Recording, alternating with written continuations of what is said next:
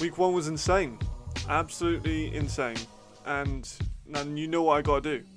I've got to do the graph thing. And I think I went a little bit overboard this time. Before we start, also I wanted to say thank you to Around the ELF. Without them, this video absolutely would not have been possible. And secondly, this video is now sponsored by AFI. So if you want to have any kind of American football information, or read any of my articles, or any of my excellent colleagues' articles, AFI.com, American Football International. Let's get straight into the video.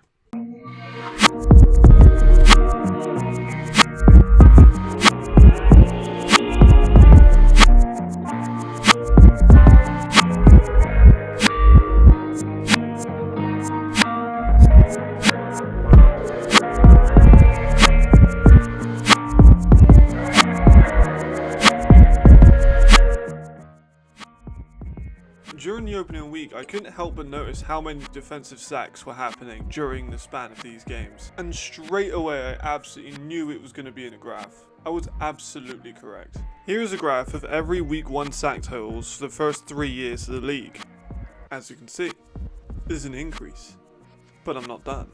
So here's every single week of sacks in the ELF over the first 2 seasons.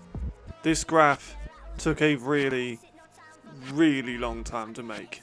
As you can clearly see, the blue line, which is last season, is consistently above the 2021 season on a week by week basis. In fact, only 2 of the top 10 for leading sack weeks in the ELF history are from 2021. But where does week 1 of 2023 fit into this, I hear you ask? Right here. Truly remarkable for the first week of the season. Now that's pretty intense for the first graph of the day, so let's just get a simply easy one. Perfect. Just a week 1 defensive touchdown comparison between the first 3 weeks of the season.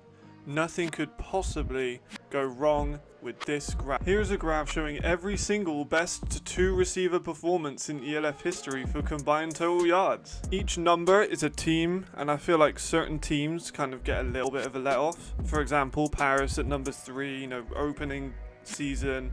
Also the same with number 11, the Enthroners, although they had a torrid start of the year. It is their first ever game.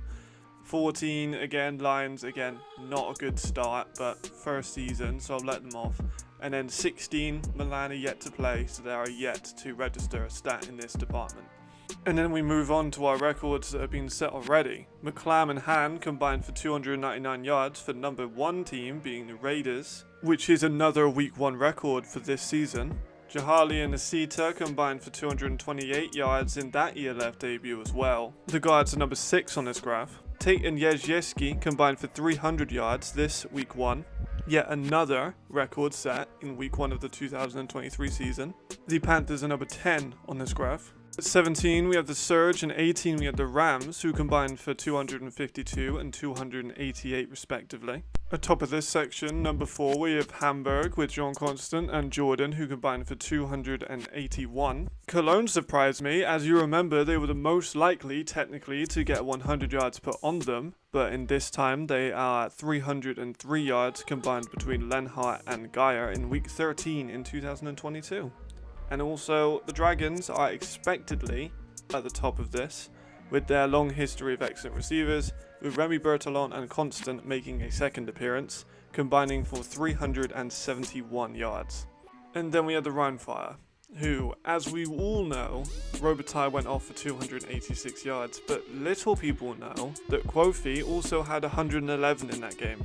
So they totaled 397 yards against Cologne in week 13. And Cologne, I am really sorry to carry on going, but 4 of these teams' records have been set on Cologne, with the Rams, the Dragons, the Rhine, and Paris, technically, have all been set on Cologne.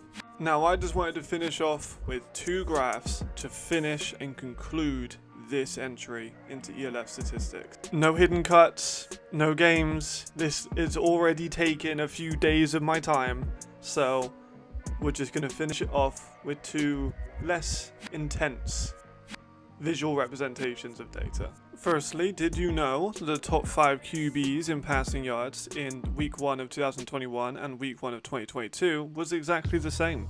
And week 1 of 2023 broke another record. I just thought that was incredibly interesting. And to conclude, in one of my last renditions of this series, I told everyone that there was 99 100-yard games in ELF history.